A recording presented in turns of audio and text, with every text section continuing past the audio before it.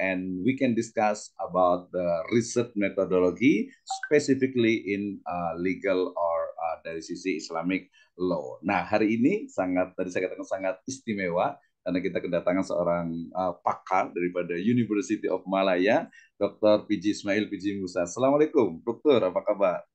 Waalaikumsalam warahmatullah.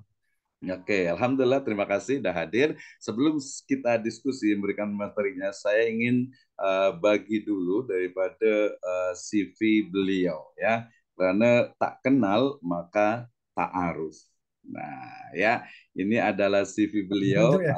nampak masih still young lah, masih muda. Beliau bernama lengkap Dr. PG. PG ini pangeran ya, Pangeran Ismail bin Pangeran Musa. Jawatan sekarang ini sebagai pensyarah kanan, senior lecturer di Fakulti Undang-Undang University Malaya. Ya, bangsa etniknya Brunei, kemudian tempat lahirnya di Sabah. Jadi masih satu pulau dengan IKN. Hmm, betul betul. Jadi satu pulau, one island, three countries, gitu ya. Nah, kemudian beliau saat ini di Malaysia, di Kuala Lumpur, dan juga di Sabah, tentu saja, gitu ya. Kemudian yang paling penting adalah bidang kepakaran beliau nih. Saya sangat terkesima, tersanjung, gitu orang awak. Ya.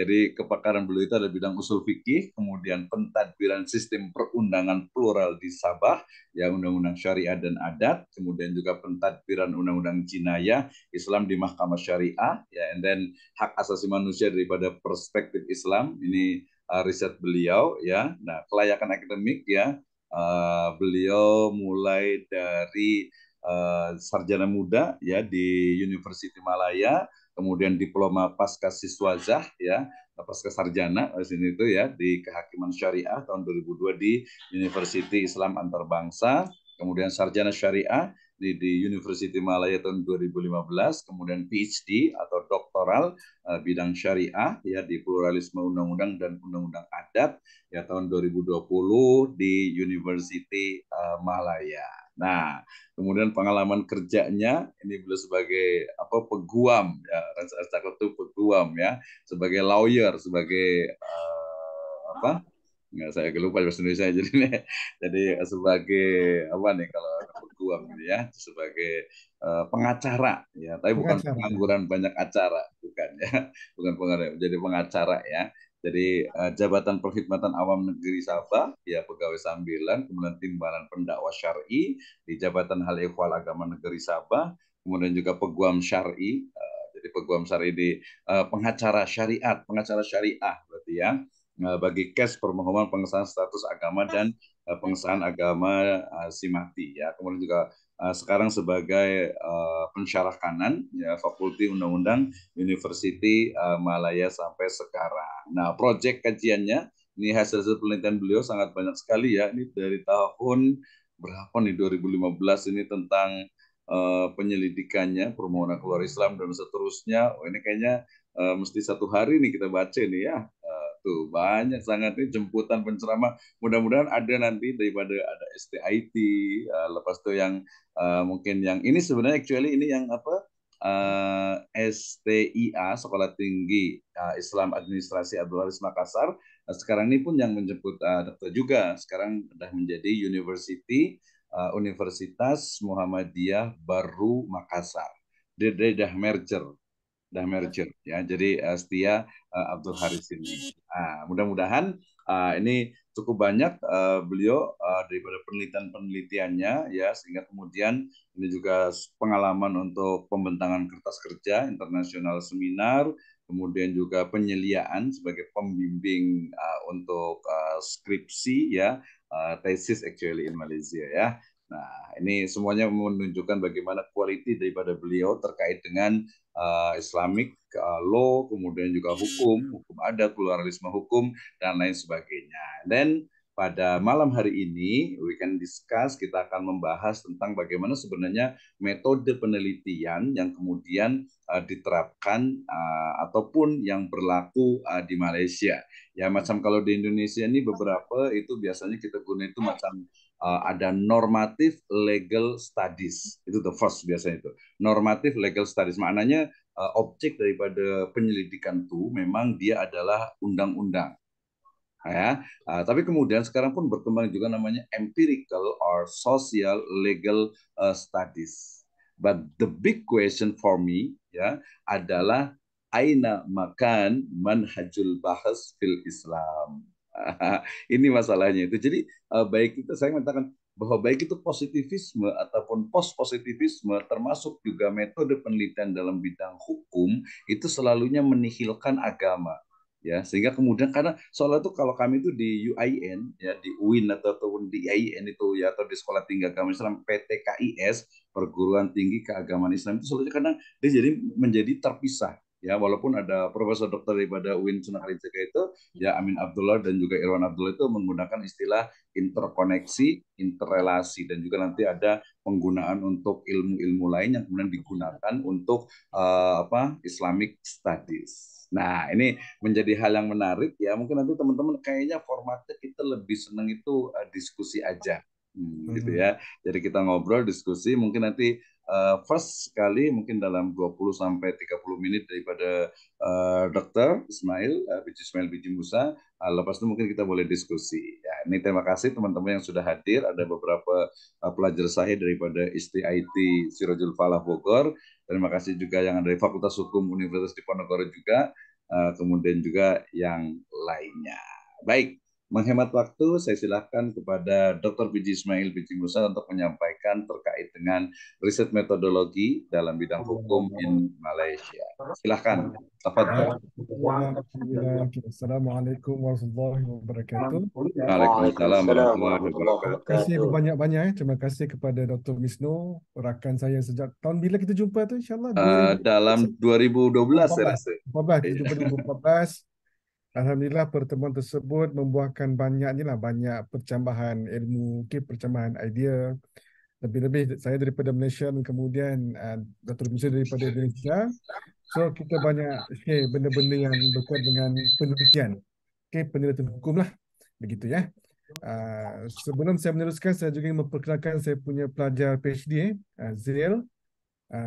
Sekarang saya punya pelajar PhD dari Indonesia juga, Minang orang awak Hmm. orang Ya awak. betul. Orang awak ya. Orang awak. Dosen Ya di apa dokter. universiti mana? Zil, intro sikit. Saya dari Ponorogo dokter. Penegoro, okey. Alhamdulillah saya dapat student yang bersungguh-sungguh. InsyaAllah mungkin dalam 3 tahun settle boleh siap tesis lah. InsyaAllah. Insya Allah Baik. dokter. Allah, amin. Sebelum saya meneruskan, bukan pembentangan lebih kepada perbincangan sharing berkenaan dengan konteks penelitian mungkin dari perspektif Malaysia lah. Actually mungkin lebih kurang sama, tinggal lagi mungkin istilahnya mungkin berbeza ya. Penggunaan istilahnya berbeza, cumanya mungkin pendekatannya sama sahaja. Okey, tapi sebelum itu saya agak tertarik dengan pembentangan sahabat saya Dr. Misnu tadi berkenaan dengan mindset ataupun mindset penyelidik yang akan mempengaruhi macam mana mereka menyelesaikan mereka punya kajian. Saya bersetuju dengan kajian tersebut atau pandangan tersebut pasal apabila kita pasal saya di Fakulti Hukum Universiti Malaya, saya mempunyai pelbagai pelajar yang daripada pelbagai latar belakang. Ada pengacara yang daripada undang-undang sivil, ada yang mahu melihat daripada perspektif human right, macam-macam. Jadi membimbangkan kalau macam seseorang mahu membuat kajian berkenaan dengan undang-undang Islam contohnya, okey, undang-undang kriminal, tapi tidak mempunyai mindset yang begitu baik dalam undang-undang Islam. Okey, jadi kita akan risau akhir kajian beliau dia akan menghasilkan satu tesis yang uh, mungkin tidak bersesuaian dengan keadaan setempat lah, which is saya bersetuju dengan apa Dr. Misnu tadi berkaitan dengan mindset tadi. Jadi mungkin boleh panduan kepada saya lah untuk next memastikan okey macam mana kita nak, okey, kalau pelajar tersebut mahu melihat dari segi human right, human right macam mana yang mereka mahu lihat, okey. Pasal kalau bercakap human right ni benda yang tidak pernah selesai. Okey, masing-masing mempunyai perspektif yang berbeza daripada human right. Okey, berbalik kepada penelitian. Okay, penelitian mungkin berdasarkan kepada latar belakang saya lah, seperti mana yang Dr. Misnu beritahu tadi, saya merupakan seorang pengacara ya. Kalau public prosecutor tu apa ya di Indonesia? Jaksa ya? Hakim, No, public prosecutor. penuntut umum. Itu saya punya kerja dulu ya. Saya punya kerja penuntut umum. Jadi dalam arti kata lain, banyak saya punya pendidikan dipengaruhi oleh pengalaman saya bekerja. Jadi that's why saya pun banyak kalau saya punya student, saya lebih suka mereka membawa kajian yang berbentuk socio-legal, which is bukan semata-mata doktrinal. Kenapa? Pasal akhirnya saya tidak mahu pelajar saya siapkan PhD, cuma tesis tersebut hanya diletakkan di rak perpustakaan saja. So sayang ilmu tu tak dapat dimanfaatkan oleh ummah. Jadi kita kena ingat, setiap yang kita buat tu ada tanggungjawab. Kita belajar, so patutnya kita kena sampaikan kepada masyarakat lah. So what's the point kita bayar tinggi-tinggi, keluar duit banyak, saya pesan tapi you tak boleh nak contribute kepada ummah. So agak besar lah soalan kubur nanti kalau kita tak boleh buat benda tu lah. So itu yang saya lebih suka kalau pelajar kepada ini pandangan peribadi saya lah, lebih melihat kepada social legal. Okey. Tapi kalau pada kalau Oke, tak apa. Next. saya teruskan ya. Terus. Bisa? Okey. Tapi bukanlah bermakna kalau student, pasal kalau di Universiti Melaya, kebanyakan kerjaan tu kalau di Fakultas Hukum, dia lebih kepada doctrinal study, ataupun kedua ialah social legal. Okay, doctrinal study ni saya rasa mungkin semua kita sudah maklum lah, merujuk kepada kajian-kajian yang armchair research. Okay, kita study berkenaan dengan the law, maybe dia punya implementation, cuma kita tidak ke lapangan. Kita merujuk kepada teori-teori yang ada lah. Okay, tapi social legal ni dia berbeza, bukan berbeza lah. Actually ada doctrinal study. Of course, bila kita kena literature review, right? Literature review, kita kena teori. So sama jugalah. Dia masih merupakan sebahagian daripada doctrinal. Cumanya teori tersebut kita akan aplikasikan dalam dapatan di lapangan. Okey, macam seperti mana yang Dr. Misnu beritahu tadi, saya lebih melihat kepada legal pluralism. Legal pluralism ni saya turun ke Mahkamah Adat dan juga Mahkamah Syariah, tengok macam mana ataupun meneliti macam mana interaksi di antara undang-undang syariah dan undang-undang adat yang akhirnya mungkin memberikan kebaikan dan tidak kebaikan ataupun keburukan kepada masyarakat di Sabah. Jadi itu satu permasalahan ummah yang kita boleh selesaikan melalui penelitian akademik. Okey. Kemudian kalau kita bercakap lagi social legal, so dia banyak dia punya pendekatan lah. Ada kajian kes. I think Zil saya suruh dia buat comparative study. Kenapa comparative study? Pasal mungkin dia mungkin Zil, insyaAllah Dr. Zil in the near future akan jadi Dr. Zil. Dia boleh memanfaatkan ilmu insurans yang beliau kaji. Dia bila di-compare antara Malaysia dan Indonesia, insya-Allah lah, saya pasti beliau akan tamat pengajian secepat mungkin dengan keputusan yang baik. So dia akan membawa pengalaman di Malaysia ke Indonesia. Jadi itu yang kita harapkan daripada satu penelitian. Bukan semata-mata diletakkan di rak perpustakaan apa semualah. Jadi itu yang saya harapkan daripada saya punya pelajar. Biar ilmu tu berkembang dan ia memberikan suatu manfaat. Mungkin apabila kita boleh melihat insuransi di Malaysia, mungkin lebih baik, I don't know, Nazil lagi tahu, daripada Indonesia. Jadi apa salahnya kalau Indonesia belajar daripada Malaysia? Begitulah sebaliknya lah. Jadi itu itu adalah hikmah daripada sebuah penelitian. Jadi penelitian bukan suatu yang you habis, dapat doktor, settle. Tidak. Dia cuma satu permulaan kita mencapai kita punya tugas sebagai khalifah itulah. Bukan senang kita diberikan akal ni pinjaman akan dipertanggungjawabkan. Kalau kita menggunakan akal yang Allah beri sementara ni untuk benda-benda yang merosakkan agama, so I think kita semua sudah maklum cumanya kita manfaatkan orang yang ada untuk dari segi akademik untuk membawa sesuatu yang positif kepada ummah. Okey.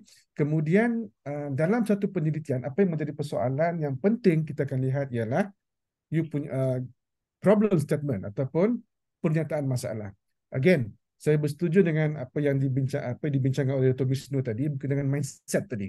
Jadi kalaulah student tersebut melihat masalah tersebut dari perspektif human right, human right yang di bawah UDHR atau ICCPR semualah.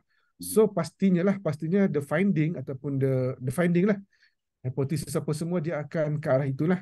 So bila um, kajian sedemikian dikaitkan dengan undang-undang Islam contoh, jadi suatu yang kita kena perlu berhati-hatilah. Kerana bila bercakap human right itu dia banyak perspektif. Dia tak salah. Saya tidak mengatakan beliau salah. Saya tidak mengatakan pilih sedemikian salah. Cuma itu daripada sudut pandang dia lah. Cuma kita sebagai orang Oke, lanjut. mungkin kita yang kita yang berada saya teruskan ya, bisa ya? Bisa, boleh. Mungkin kita yang berada di jalur undang-undang Islam ini ataupun syariah ini kena lebih memantau pelajar dengan lebih, kalaupun mereka mahu melihat dari segi purely daripada undang-undang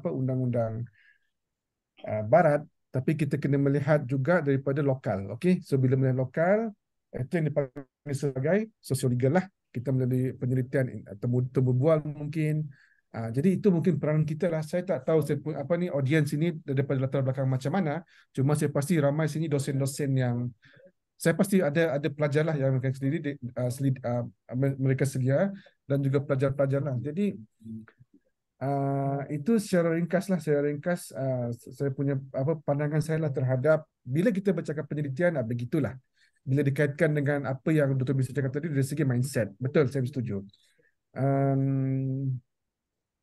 Itulah, bila bercakap problem statement ni, mungkin sedikit lah, saya rasa mungkin sebagai imbauan, sebagai recall pada kita ni, mungkin kalau kita bercakap dari segi problem statement tersebut ataupun pernyataan masalah tersebut, mestilah suatu yang real, mestilah sesuatu yang current, mestilah sesuatu yang perlu kita selesaikan. Dia bukan bersifat suatu andaian. Bukan kita membaca 10 artikel, so kita andaikan inilah masalah yang berlaku di Malaysia ataupun di Indonesia. Itu bukan problem statement yang baik. Problem statement, unless you buat doctrinal study lah, itu tak apalah. Kalau doctrinal study, okey. Cuma kalau tu sosiologik, kita kena turun ke lapangan, kita kena baca banyak case, kita kena ada kontak yang baik dengan kerajaan ataupun mereka yang di lapangan. So kita akan tahu serba sedikit berkenaan dengan permasalahan yang berlaku. Jadi itu merupakan masalah tersebut mestilah masalah yang real lah, bukan masalah yang mungkin sudah berlaku 10 tahun lepas, yang sudah selesai pun. Jadi bila kita membuat suatu kajian berdasarkan pada satu problem statement yang bagi saya begitulah, yang tidak menepati kriteria problem statement yang baik, so data yang kita akan tunjukkan di mahkamah, dia akan bersifat terdesak, desperate. So kita mahu orang terima kita punya pandangan. But the point is, you punya data, you punya argument tu tidak berasaskan kepada problem statement yang betul-betul berlaku, betul-betul perlu diselesaikan, ataupun benda yang masyarakat bercerita. Masyarakat berkatalah itu masalah dalam masyarakat. Jadi mungkin kalau bercakap dari segi penelitian tu, dari segi metodologi kajian itu, saya rasa mungkin tidak ada isu lah, pasal kita semua sini mungkin sudah maklum.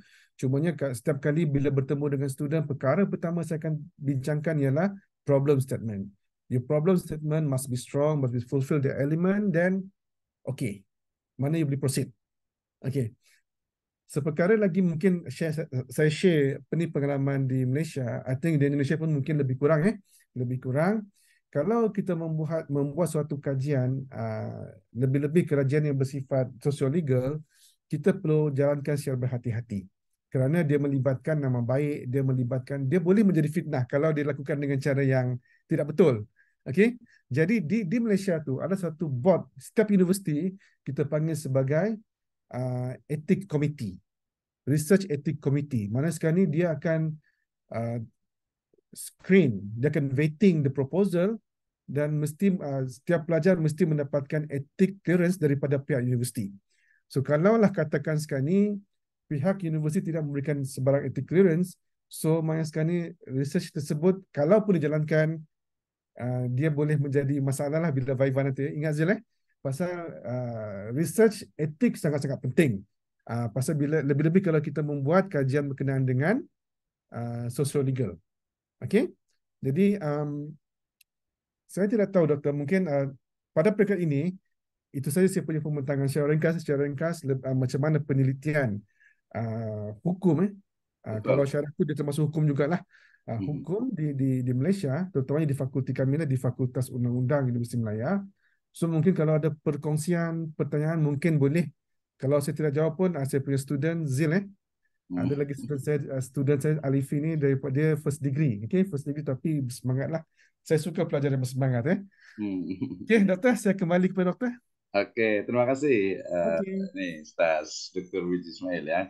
Jadi menarik nih. Jadi Ibu dan Bapak sekalian, teman-teman semuanya. Jadi topik malam ini terkait dengan sebenarnya specifically dalam